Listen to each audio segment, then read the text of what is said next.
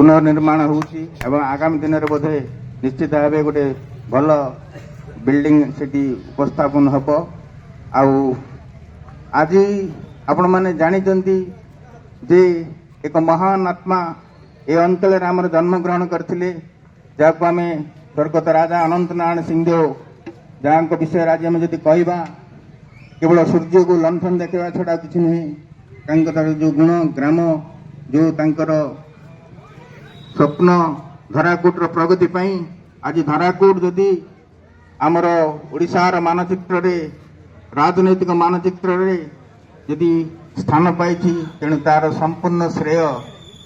राजा स्वर्गत राजा साहेब अनंत नारायण सिंह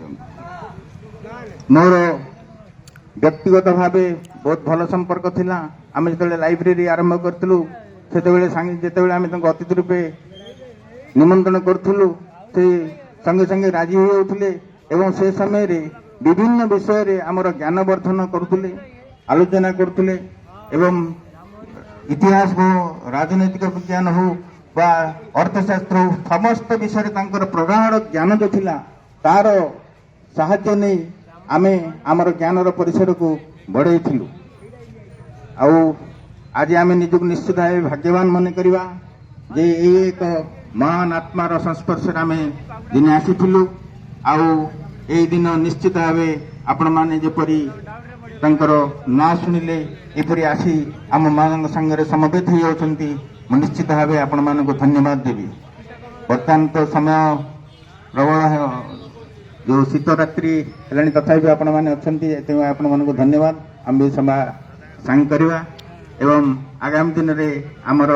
जो मोर छोट भाई मैंने अच्छा तो सांबादिक मुझे कहबी मो छोट भाई कहबी एमाने बर्तमान धाराकूटे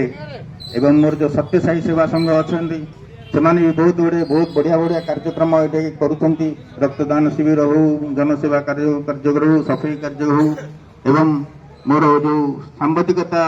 प्रोफेशन ग्रहण कर अंचल समस्या को निश्चित भाव आमर प्रिंट मीडिया हो बा ये जो इलेक्ट्रॉनिक मीडिया माध्यम आमर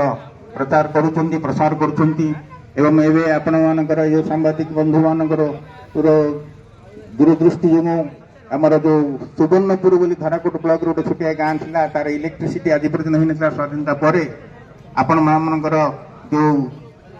सरकार दृष्टि आकर्षण करू तार आज इलेक्ट्रिफिकेशन होती बिना इलेक्ट्रिक रे केमती जीवन आज संभव हो पारे आपण मान तो थे घंटे 2 घंटा करेन्ट पड़े आपण मैंने अनुभव करें आशा मोर सांबादिक